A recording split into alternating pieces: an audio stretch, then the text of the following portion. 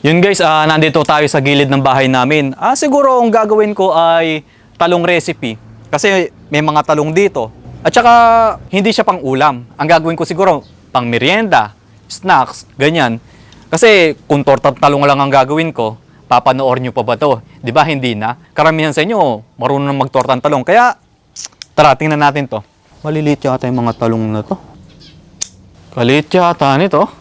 Maliit ang talong na to, tapos baluktot pa. Kailangan kasi mahaba tapos tuwid siya para maging fries ang itsura. Kaya mapipilitan akong pumuntang palengke nito para mabili natin talong na gusto ko. Talong! Talong kayo dyan! Talong ba yon? Pogi, talong ka dyan? Ba't may naglalako ng ganitong oras? Ayun guys, mukhang hindi na natin kailangan pumunta ng palengke. Sakto. Sayang din naman kasing gasolina, 50 pesos din yon. Kaya naman, tingnan muna natin to.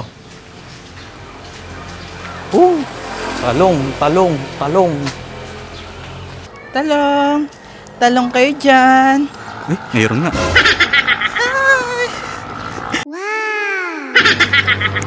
Ano yan? Talong, Pogi, gusto mo? Magkano naman yan? Sa'yo, 10 na lang isa.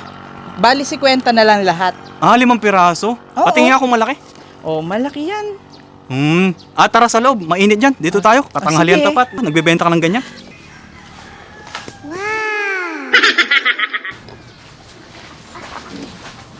Ay, dyan na lang tayo. Dito na lang? Dyan tayo sa lilim. Sige. Patingin nga Baba ko nung lang, talong ha? mo. Ay, nako.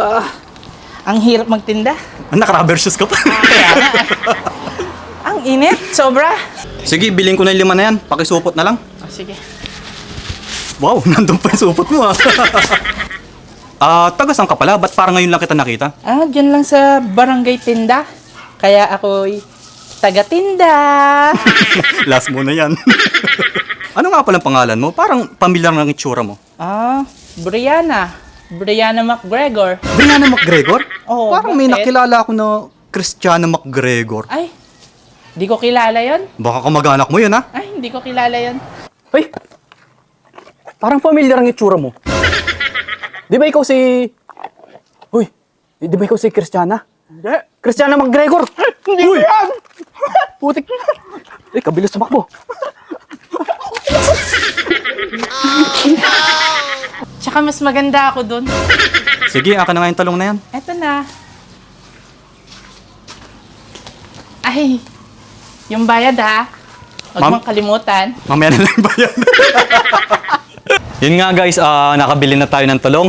Ang mura niya, sa halagang 50, 5 na siya. Tapos, malaki na, mahaba pa. Ang talong ni Brianna. Kaya naman, simulan na natin to. Gagamitin ko yung aking black na kutsilyo. Sa TikTok ko lang nabili ito. Search nyo lang Lokong Kusinero at i-click nyo yung basket na nakakwadrado.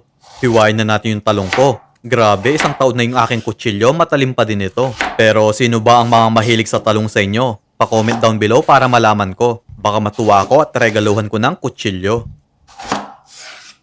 Hiwain naman natin to na parang fries. Gagawin kasi natin crispy ang labas pero medyo malambot ang loob nito. Tsaka mas masarap ang talong kasi manamis-namis ito after mapirito. At gagawa din tayo ng special sauce mamaya kaya wag niyong skip itong video.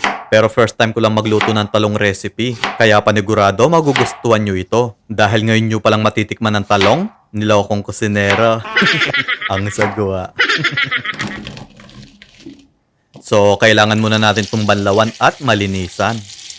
Then, ilagay natin sa bowl ang 1 tasang harina, 4 na kutsarang breading mix, kalahating kutsaritang asin at paminta, pampalasa. Bale, ito yung gagawin nating pang-breading. Next, kuha tayo ng 5 kutsarang breading dahil gagawin natin tong batter. Guys, kailangan natin mag-batter dito dahil may balat yung talong ko. Kapag kasi breading lang ang pinambalot nyo, dudulas lang dahil may balat ang talong nyo. Maglagay tayo ng konting tubig. Kailangan kasi maging malapot ang mixture nyo.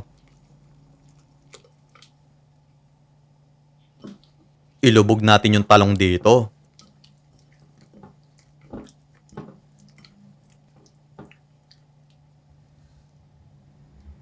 Tapos, balutan natin ang breading. Pagka-breading nyo, kailangan maperito nyo agad ito. Kasi may breading mix at asin tayong nilagay dito. Kaya sa katagalan, magtutubig ang talong nyo at lalambot siya kapag hindi agad naperito. Pero huwag kayong mag-alala dahil sa una malambot ang talong ko.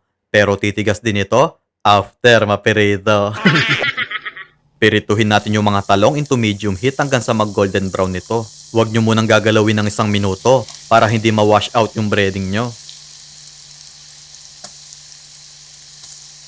At dahil matigas-tigas na, pwede na natin haluin ito. So, okay na to. Ilagay muna natin sa strainer para matanggal ang excess oil. Pwede mo nang kainin ng ganito, pero gagawa pa tayo ng sauce para mas sumarap ito.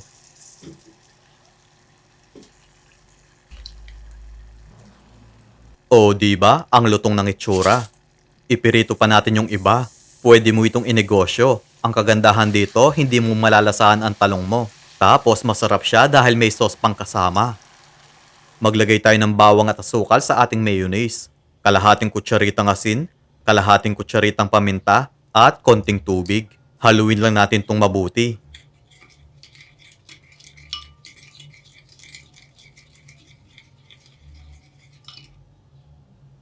Lalagyan na ng fries ang gagamitin ko. Kayong bahala kung gaano karami ang ilalagay nyo. Perfect itong pang negosyo dahil marami ang magagawa mo dito. So, okay na. Pwede na natin kainin ito. So yun guys, naluto na yung talong natin. Tingnan nyo naman, no? Ang lutong ng itsura. Kaya naman, tikman na natin to. Tikman naman natin kapag may kasamang garlic mayo.